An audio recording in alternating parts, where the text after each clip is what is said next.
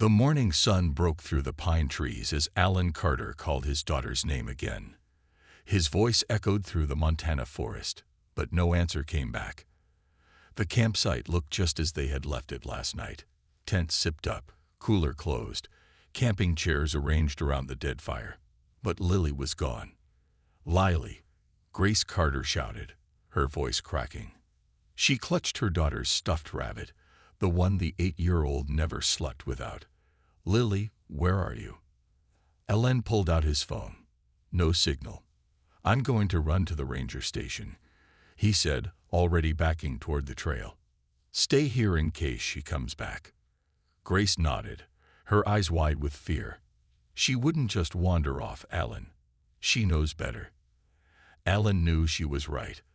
Lily was careful and smart, too smart to leave without telling them. He ran down the trail, his military training kicking in as he controlled his breathing despite the panic rising in his chest. The ranger station was 2 miles away. Alan made it in 12 minutes. "My daughter is missing," he gasped to the startled park ranger. "Campsite 14. She's 8 years old." The search began immediately. Rangers, local police, volunteers with dogs, they combed the woods calling Lily's name. By nightfall, the FBI had arrived. Missing child protocols were activated. Alan and Grace answered the same questions again and again. "Did you hear anything unusual last night?" an agent asked. Grace shook her head, then stopped. "Wait, there were lights in the sky. I thought they were shooting stars." The agent's face remained neutral, but Alan noticed how quickly he wrote this down. 3 days passed. The search expanded. News vans lined the park entrance. Grace hadn't slept, and Alan had barely eaten. Then a ranger pulled them aside. "We found something you should see," he said quietly. In the ranger station's small office, they watched grainy security camera footage from a trail cam. The timestamp showed 2:17 a.m., the night Lily disappeared. The screen showed only trees at first, then a strange light moved across the frame. When it passed, something impossible appeared, a dark shape hovering above the ground. The footage became distorted, then cleared again. The shape was gone. "What was that?" Grace whispered. The ranger looked uncomfortable. "We don't know. The FBI has taken the original footage." That evening, a black SUV arrived at their hotel. Men in dark suits asked to speak with them privately.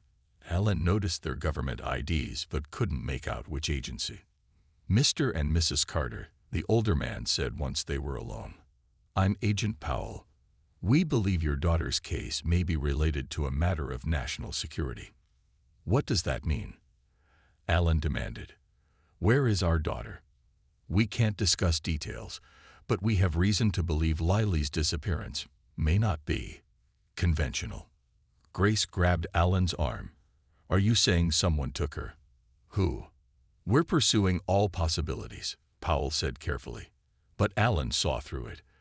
20 years in the Navy had taught him when someone was holding back information. "You know something," he said. "Tell us." Powell exchanged glances with his colleague. "This conversation never happened," he said finally. "But there have been 11 other disappearances like your daughter's in the past year. All children. All with the same light phenomena reported." Alan felt cold. "You think it's not human?" Powell didn't confirm or deny it. He simply handed them a card with a single phone number on it. "If you remember anything else, or if anyone unusual contacts you, call this number immediately." After they left, Grace collapsed into Alan's arms. "What's happening, Alan? Who would take our little girl?" Alan held his wife tightly, staring out the window at the night sky.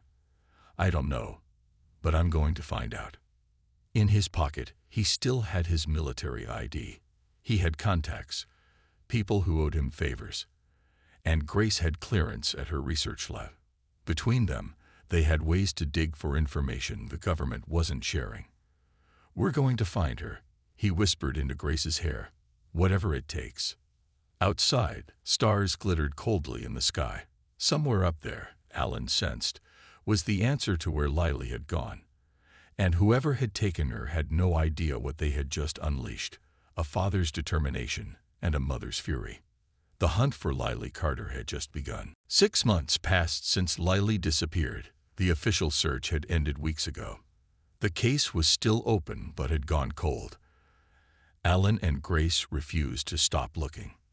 Their living room walls were covered with maps, photos, and notes. Grace had taken leave from her job at Quantum Defense Systems. Alan had called in every favor from his Navy days. They chased every lead, no matter how small. Grace looked up from her computer when the doorbell rang. Alan checked the security camera before opening the door. A thin man with nervous eyes stood on their porch. "Mr. and Mrs. Carter, my name is Peter Wells," he said, glancing over his shoulder. "I have information about your daughter. May I come in?" Alan let him in, but kept one hand near the gun hidden under his shirt. "I work for a government agency I can't name," Wells said once they were seated. "I've been monitoring your searches. You're getting close to classified information." Grace leaned forward. The meeting took place on a space station orbiting Jupiter. 3 human representatives sat across from the Vorax ambassador. The alien was tall and thin with gray-blue skin that seemed to shimmer under the lights. Its 4 eyes blinked at different times as it studied the humans. Admiral Rodriguez spoke first. "We demand the immediate return of all humans taken from Earth." The Vorax made a sound that might have been a laugh. "Demands? You are barely out of your atmosphere. You are in no position to make demands." "We have evidence of 12 children taken against their will," said Dr. Patel, the xenobiologist on the team. "This violates the treaty your people signed 30 years ago." The Vorax waved a long-fingered hand dismissively. "Research specimens, hardly worth this discussion." The third human, a diplomat named Susan Kelly, leaned forward. "They are our children, not specimens. Your species places too much value on individual units," the Vorax said. "The needs of science outweigh your emotional attachments." Admiral Rodriguez placed a small device on the table. "This is our official ultimatum from the United Nations. You have 7 Earth days to return all humans. If you refuse, there will be consequences." The Vorax picked up the device with 2 slender fingers. Barely sentient research material threatens the Vorax collective. "This is amusing." It stood up, towering over the humans. "Your species is not ready for the realities of galactic politics. Return to your planet and be grateful we only take a few of you." The meeting ended. As the humans prepared to leave, hidden cameras recorded everything. The footage was never meant to be public, but someone leaked it to the internet.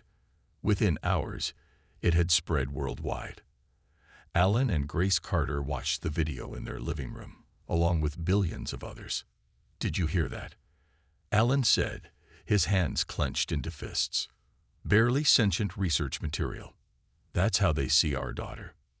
Grace was quiet, but her eyes burned with anger. "They won't give them back." The phone rang. It was Doug Miller, their lawyer. "The UN Security Council is voting right now," he said. "It's going to be unanimous." He was right. That evening, the Secretary General made the announcement. Earth would take action to recover its citizens.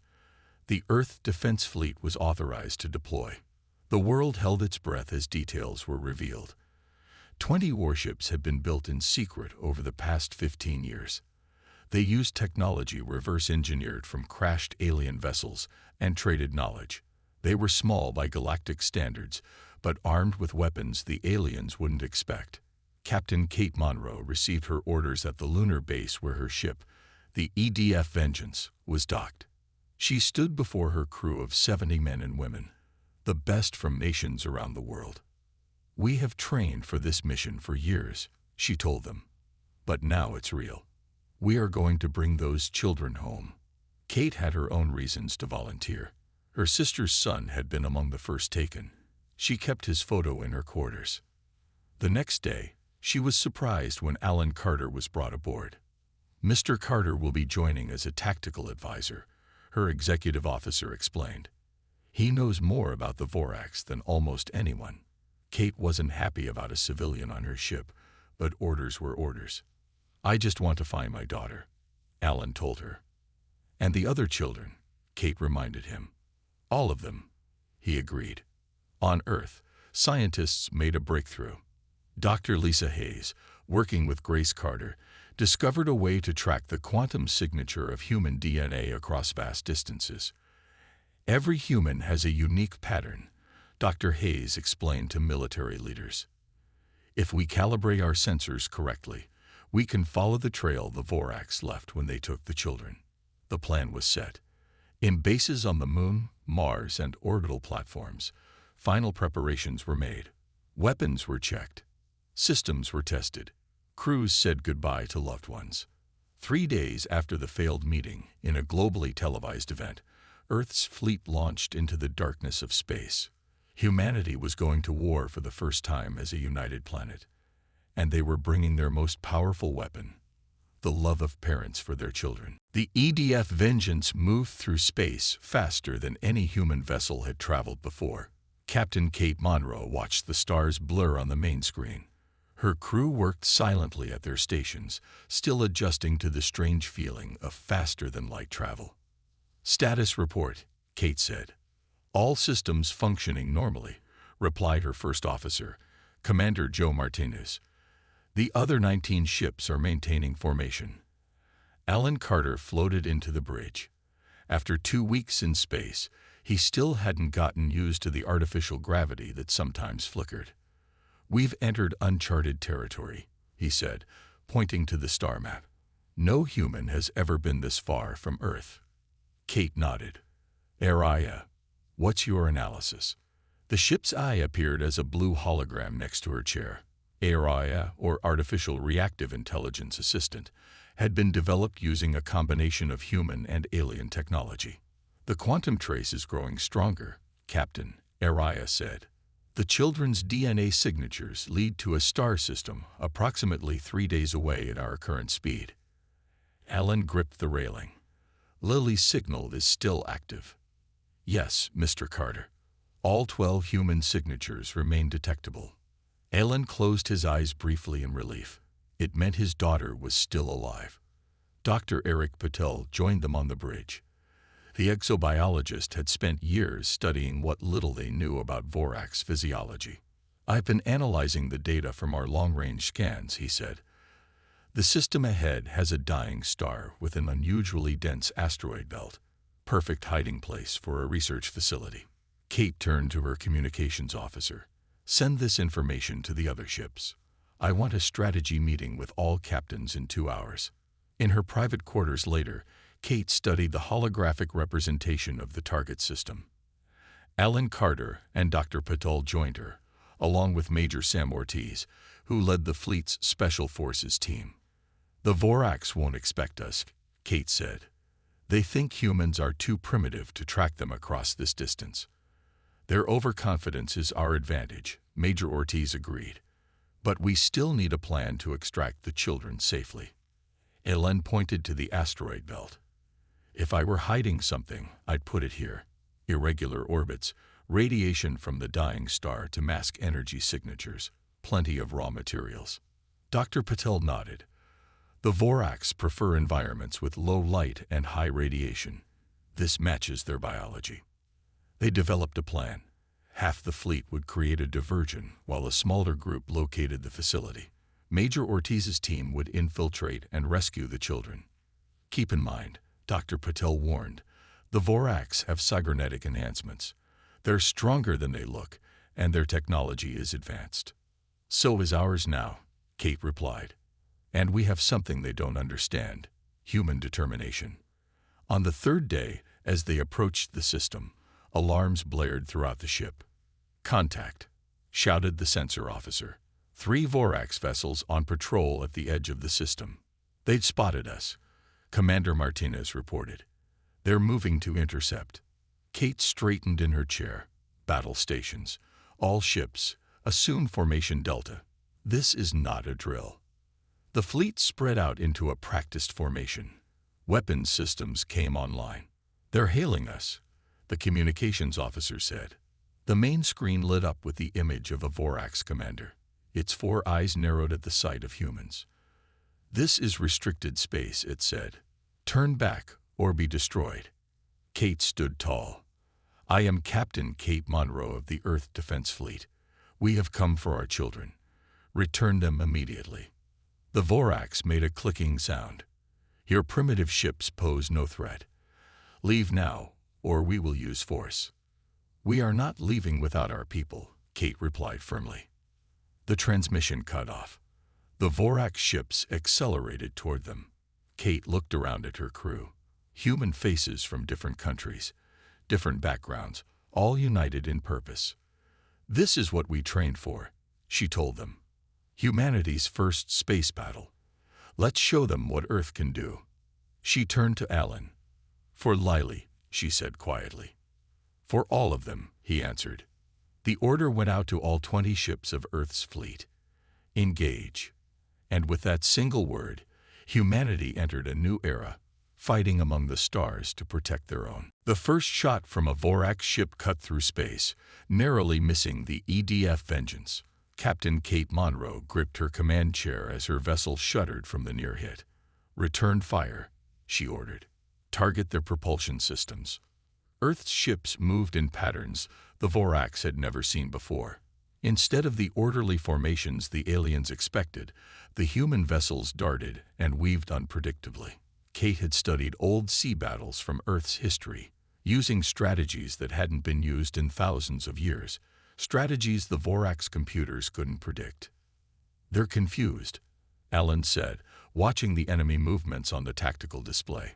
"They expected us to run or follow standard attack protocols." The smaller Earth ships circled a larger Vorax vessel, like wolves around a bear. They fired from multiple angles, their weapons finding gaps in the alien shields. "Their shield technology has a rhythm," Kate realized. "Commander Martinez, tell all ships to time their shots between pulses." The tactic worked. A Vorax ship's engines exploded in a silent flash of light. The alien vessel drifted, disabled but not destroyed. "Captain, I'm reading life pods launching from the damaged ship," reported the sensor officer. "Let them go," Kate replied. "We're not here to kill. We're here to rescue." The remaining Vorax ships retreated, clearly surprised by the effectiveness of the human attack. Earth had won its first space battle. "Damage report," Kate called out. "2 of our ships have minor damage," Commander Martinez replied. "No casualties." Alan couldn't believe it. The supposedly superior aliens had been driven back by human ingenuity and adaptability. "Major Ortiz," Kate ordered, "take your team to that disabled ship. Find out what they know about the research facility." Major Ortiz led a boarding party of 6 soldiers in spacesuits. They cut through the Vorax ship's airlock and moved through its curved corridors. The alien design was unsettling. Everything built for bodies taller and thinner than human proportions. They found a Vorax officer in what appeared to be a control room. The alien was injured but alive. Dr. Patel joined them, bringing a translation device. "Where are the human children?" Major Ortiz demanded. The Vorax's 4 eyes blinked rapidly. It hadn't expected to be captured by primitive humans. "You should not be here," it said through the translator. "This sector belongs to the collective." "The children," Ortiz repeated firmly. "Where are they?" The alien seemed to consider its options before answering. "Research Facility Omega, in the inner asteroid belt." Dr. Patel stepped forward. "Why take our children? What are you studying?" The Vorax made a strange sound, something like a laugh. "Your species is unusual. You feel connections, emotions. They make you weak, yet somehow also strong. The collective wishes to understand this contradiction." "Emotions don't make us weak," Alan said, having joined the boarding party. "They're why we came this far to find our children." The Vorax looked at him with all 4 eyes. "The parental bond. Yes, this is of particular interest. Such devotion to offspring is rare in the galaxy." Dr. Patel continued questioning the alien while downloading data from its computers. They learned that the facility held not just human children, but specimens from other worlds too. The Vorax conducted psychological experiments, studying emotional responses and adaptability. The children are alive, Dr. Petal told Alan after reviewing the data. They're in stasis between tests. Alan felt both relief and rage. When will their reinforcements arrive? 3 standard days, the Vorax officer replied. Back on the Vengeance, Kate called an emergency meeting. We have a limited window. The facility is hidden in the densest part of the asteroid belt. According to the data we recovered, it's shielded and heavily defended. But we know where it is now, Alan said.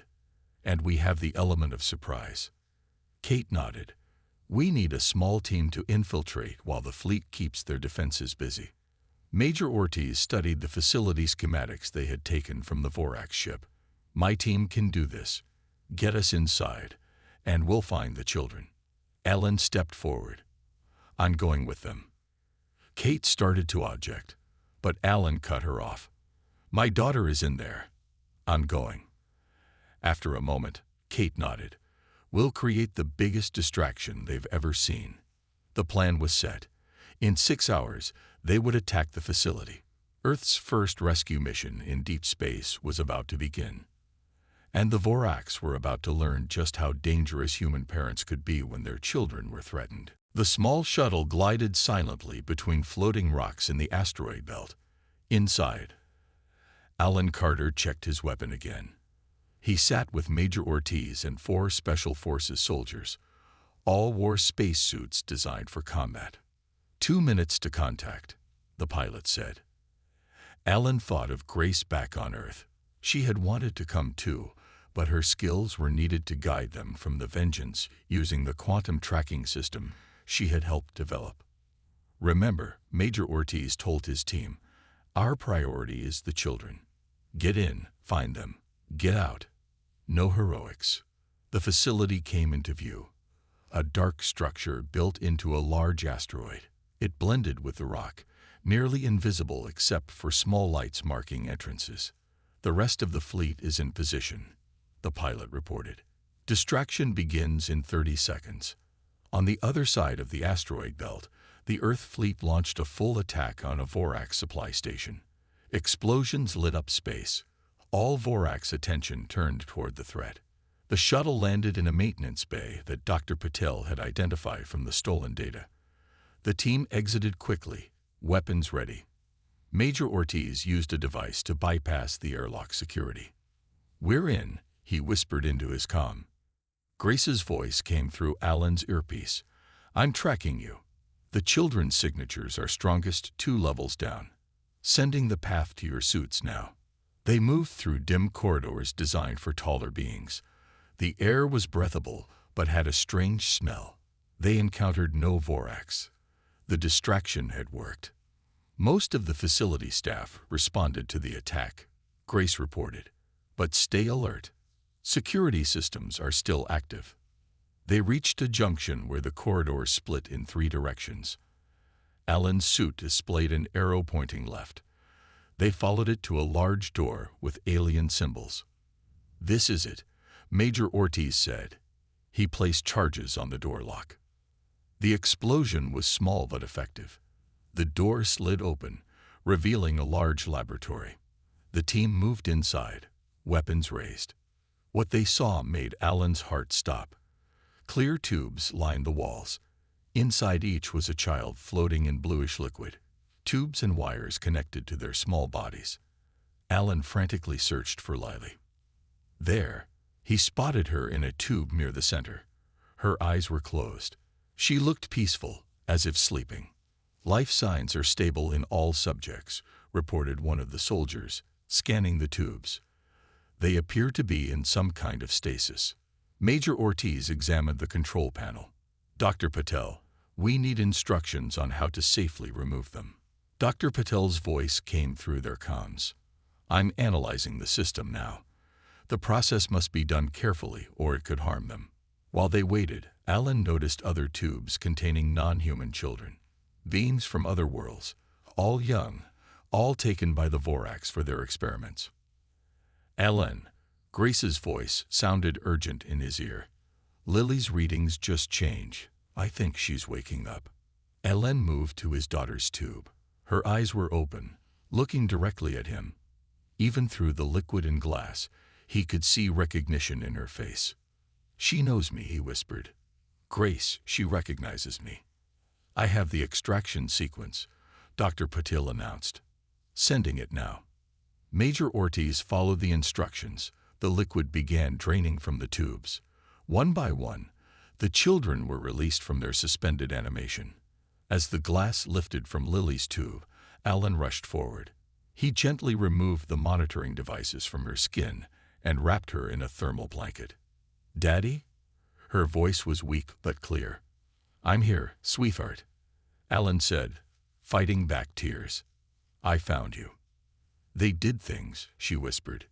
Tests. They put things inside us. Alan noticed something on the back of her neck, a small metallic disc embedded in her skin. All the children had them. Dr. Patel, there's something implanted in the children, he reported. We've detected it, came the response. Some kind of Vorax technology, but removal will have to wait. You need to move now. Our sensors show Vorax security forces returning to your location. Major Ortiz gathered his team. We had 11 minutes to get back to the shuttle with all 12 children. Suddenly, alarms blared throughout the facility. The Vorax knew they were there. New plan, Major Ortiz said. We fight our way out. Alan lifted Lily into his arms. He had found his daughter. Now he just had to get her home alive. Red emergency lights flashed as Alan carried Lily through the Vorax facility. Major Ortiz led the way, while his team helped the other children. Some could walk, but others were too weak from their long sleep. Intersection ahead. Grace's voice guided them through their comms. Turn right. They rounded the corner and came face to face with 3 Vorax security guards. The aliens were tall with gray skin and 4 arms, each holding a weapon. Down, Major Ortiz shouted. Alan dropped to the floor, shielding Lily with his body. The Special Forces team fired their weapons. 2 Vorax fell immediately.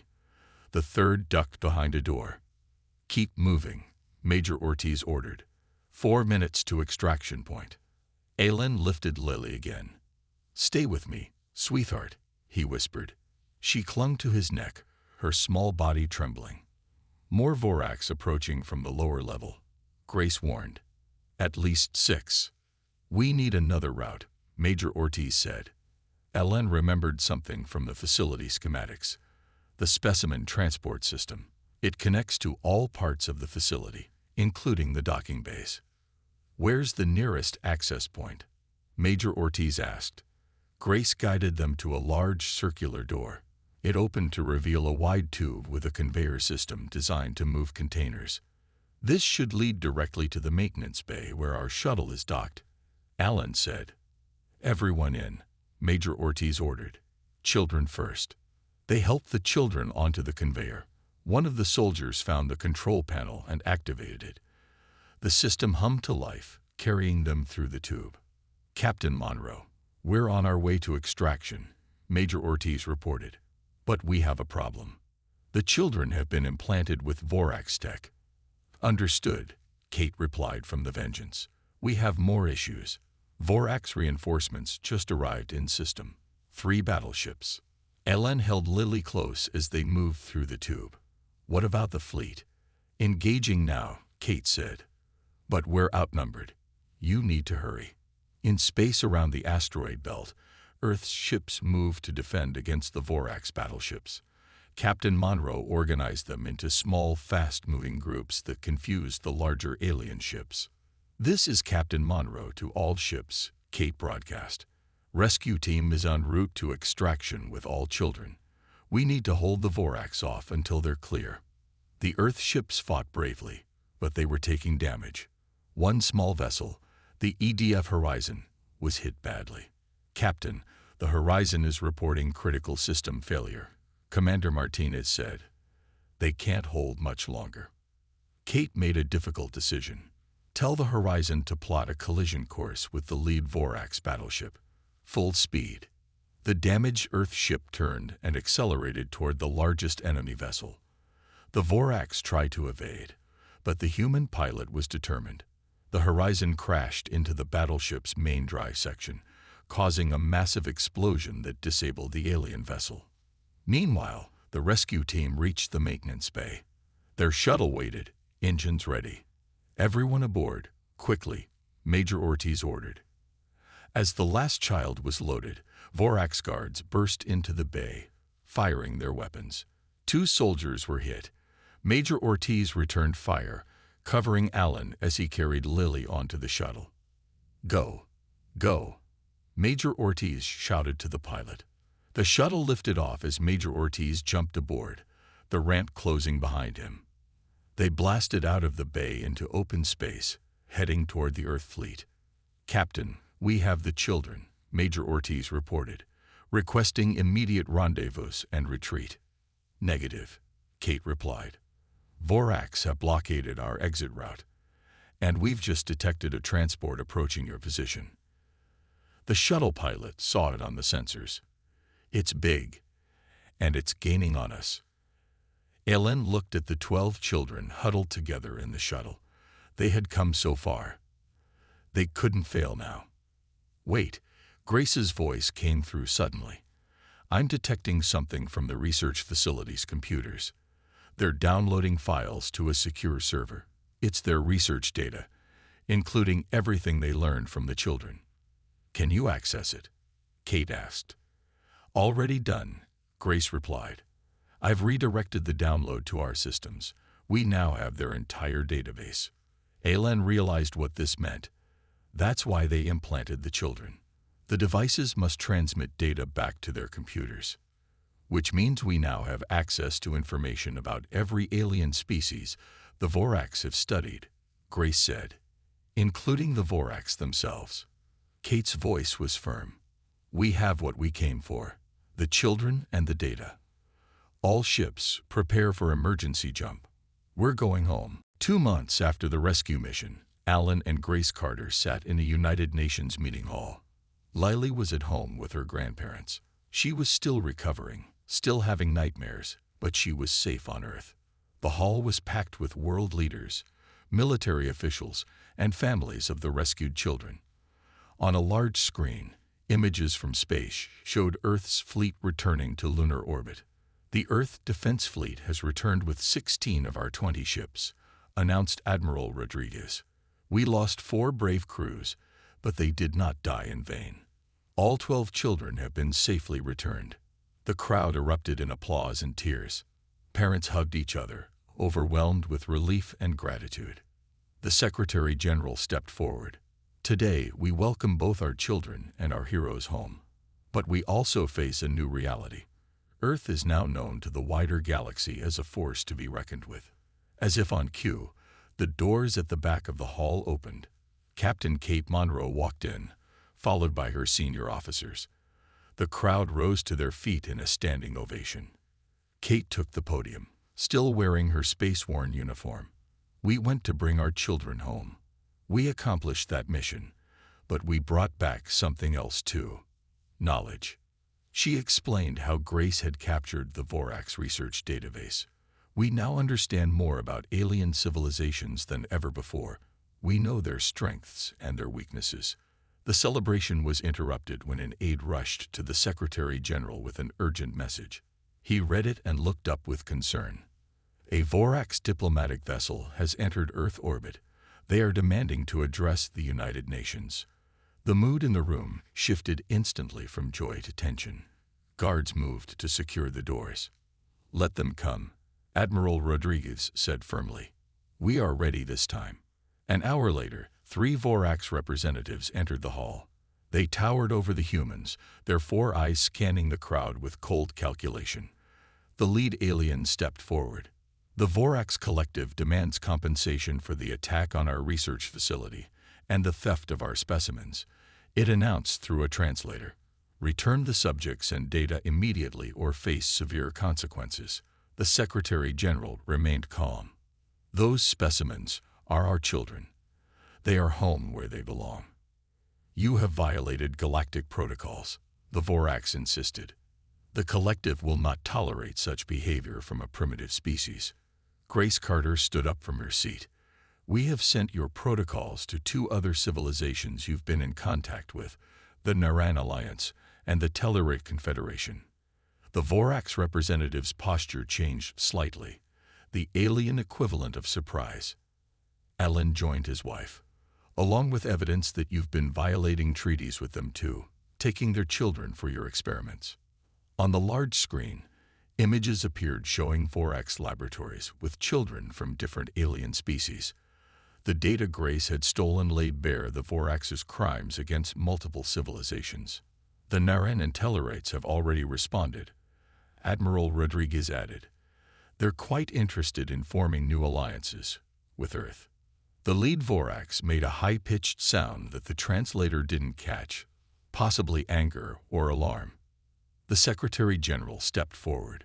You are no longer welcome in our solar system. Leave immediately and do not return. The Vorax departed without another word. Earth had won not just a battle but a diplomatic victory as well. In the months that followed, doctors safely removed the implants from all 12 children. Earth established formal relations with both the Naran and Tellurites. The Earth Defense Fleet expanded to 50 ships, with volunteers from every nation. 1 year after the rescue, Alan and Grace sat with Lily in their backyard, looking up at the stars. She still had bad dreams sometimes, but they were becoming less frequent. Are they coming back, Daddy? She asked, pointing at the sky. No, sweetheart, Alan answered. They know better now. Grace smiled at her daughter. And if they ever try, they'll have to deal with all of us. Lily nodded, satisfied with this answer. She was learning to feel safe again. Far above Earth, the expanded defense fleet patrolled the solar system. And further still, across the galaxy, the story spread of a young species that had fought against overwhelming odds to save their children. The message was clear. Humanity would go to any length, travel any distance, and face any danger to protect their own. They were not to be underestimated again.